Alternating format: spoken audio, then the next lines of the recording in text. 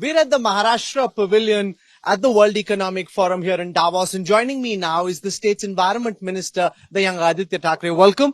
Mr. Thackeray, this is the first time you're coming to the World Economic Forum. How's it been for you so far? Thank you. It's been really good because, here, this is the forum where you actually meet a lot of policymakers, the who's who, but more than that, a lot of young, innovative disruptors this time. So it's my first time here. Good fun. There's Maharashtra right behind you, Tamil Nadu, Karnataka, Telangana, Andhra Pradesh, Madhya Pradesh.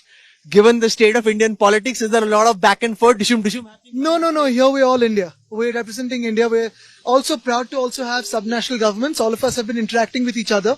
And this is for our country. This is for, all of us as one country. But a certain amount of competition between states is only inevitable. Do you invest in the Jagan Andhra story? Do you invest in the KTR, KCR, Telangana story or the Thackeray Maharashtra story? No, I've met both of them. And I think all of us agree that finally whatever happens, we're bringing it back home. So that's the thing. And see, healthy competition is always good. So when we are trying to charm investors, we're trying to bring in investors. It's always good that we pitch and put our best foot forward. But wherever it is coming in the country, it's for the country. Given some of the domestic politics playing itself out, how has your attempt to try and attract industry to Maharashtra been here at Davos? Maharashtra has been a traditional Indian industrial powerhouse, but do you think this business of having a coalition government holds investors back because of potential political uncertainty? Today we've just signed about 24 MOUs with about 6 or 8 different, countries around the world. With companies from different countries around the world, worth 30,000 crores for Maharashtra. And I'm, really excited to know even other states, and that all will add to the India kitty. So whatever happens back home in politics, like I said, this is for the country. This is again for a better planet. So every country coming here for a prosperity angle, for becoming more prosperous is always going to be good. Hi. Yeah. We're in the middle of a live interview, but some people stepping in to get a quick autograph.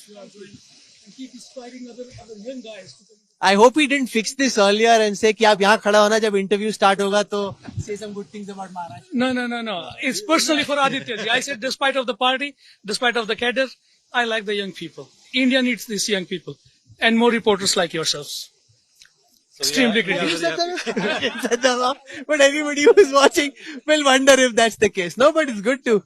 No problem. It's good to have you jumping into our interview, which is in the spirit, right? Everyone's coming together, and we've been walking on this promenade, Rahul, and to be honest, people from every state have been just meeting each other, just happy to see so many subnational governments here. This is probably the first time we've got 6 or 8 states being represented here. And that is what I was speaking to Piyush ji the other day, Honorable Minister, Union Government. So I was telling him, let's have more state governments here. More the representation from state governments, better representation, better offers for global corporates, and also for our own corporates to come here. One, we have more state governments than ever. We're just walking past the HCL lounge, and we have more Indian companies. It almost looks like you're walking somewhere in Delhi or Mumbai, given the fact that it almost seems as if Davos has been taken over by this. Exactly, and we had a good meeting with HCL as well. Many of these corporates are just walking in, dropping by, giving their good wishes, introducing us to many more people here. I think that's a good spirit. Are you beginning to reach a point of extreme frustration with the level of political hostility back home? Does my face seem so? No, I'm just asking because... back home is a different story where politics goes on. And yes, of course, there's a little bit of annoyance with the level of politics and with the opposition. But finally, like I said, here, we've sort of gone beyond that. We're here for the country. And at least from our side, there is no politics. We're here for the country. You have had multiple cases of ED and other investigative agencies going after leaders from your coalition. ये बातें करेंगे तो कोई आएगा नहीं, छोड़ दो ये बात. नहीं थोड़ा सा आप इतनी आसानी से कहाँ मिलते हो आदित्य, तो अगर आप मिल ही गए हो तो थोड़ी तो डोमेस्टिक पॉलिटिक्स और बड़े लोग हैं यहाँ आसानी से मिलने, उनसे भी बातचीत हो रही है. हम तो बर्फ नहीं फेंक रहे आप. अरे वाह, ये बताओ तब से आप सोच के बैठे थे कि एक तो मैंने jokes apart, but honestly I think ये सब बातें चलती रहती है. हाँ, there will be a little more back home. There's politics and that's going on.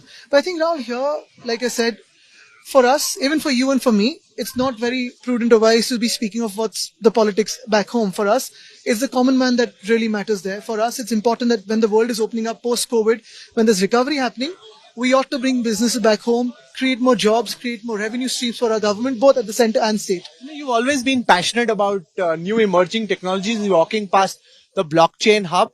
You have any thoughts on how you're trying to use blockchain technology in trying to govern Maharashtra better? So we've had blockchain conferences in Maharashtra, and there's one more happening very soon. But not just blockchain. Today we had a very, very interesting meeting with a satellite company that's actually into satellite imagery for us, and they're actually going into how landscapes have changed, how city patterns are changing. So be it IT, be it fintech, be it satellite, that is what is beautiful here. So many new technologies, new ideas. That's really going to impact us. While we are here talking about blockchain, conversations around renaming cities, for example, problems being raised about the naming of, we'll go that side, the naming of Aurangabad, for example. How do you personally and your government look at these demands, which seem to be becoming louder with every passing month? I think I'm not going to speak about them here because, if I make any comment on any politics back home, that's going to capture, if not yours, but any other headlines rather than what Maharashtra has attracted at Davos. So for the people of Maharashtra today, we've had 30,000 crores MOUs signed. And that's what I'm only going to speak about. And that should be... And that actually matters much more than Aurangzeb or some mandir or some masjid to power. That's the comment I'm not going to make. How much have you tried from whichever angle? I've learned a little bit interacting with all the people here since morning that just stay focused. That's a good space to be in. There are some very interesting, after the official program gets over, there's some very interesting get-togethers and parties. Have you only been locked in conferences? Are you getting to do some fun stuff as well? I think the fun stuff is to meet so many people. So I was just discussing with you before our interview how we have, meetings with our own departments later on.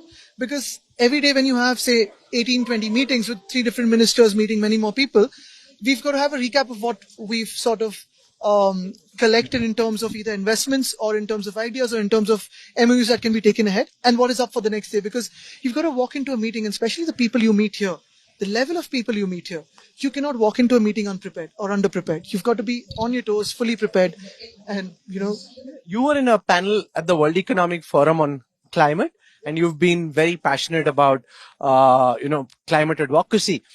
The fact that we're in Switzerland and it's been hotter in Switzerland in May than it's ever been. And even in India, we're seeing heat waves, which actually bring out in a very stark fashion some of these climate change. It is. I mean, I was in Delhi for Raisina a couple of months ago, I think 2 months ago. And I think it was 43, 49 degrees, and it's swinging between the 40s, late 40s. It hit 49, I think, last week. Mumbai's never seen 43, 44, which we are seeing today. So the fact is climate is changing, weather is changing. And we've got to acknowledge the fact, act on it, and take it ahead. So do you think you're being able to make enough of an intervention? I see you're very passionate about some of these topics, but do you see other policymakers not being as charged up about trying to make a change? I think there are 2 things. One is, of course, you need to build political awareness and awareness in the common man, because how much ever you and I speak about climate action here or any other forum of climate change, it's still remaining within 4 walls. So I think a lot of mainstream political talk is required on this. A lot of awareness building with the common man is required. And more importantly, here is where you realize that this is not just ideation and policy, it's also implementation on ground. You've got the corporates here, you've got the policymakers here, you've got the innovators here who can actually create an impact on ground. So we're now walking past the India Lounge. This is where it started from. Some great food here. So where is the food best? Have you tried out different? I've heard the Andhra food is the best. Yeah, हमें सिर्फ यहाँ खाने मिला because we've been just hopping around on coffee and sandwich, but we were here for some good samosa yesterday. Do you feel India Lounge playing Big Brother, or it's all part of the same India story? We're all part of India story, and we're not here to speak about any internal bickering here. This is for the country.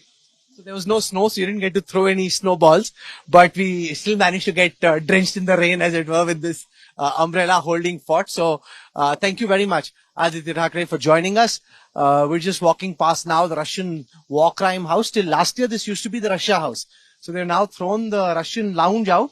They've turned it instead into a Russia war crime house, and they're bringing out some of these ideas as well. I hope you have a great week. Thank you so much for joining us. Wish you all the best. Thank you. Thank you so much. If you like the video, do like, comment, share and subscribe.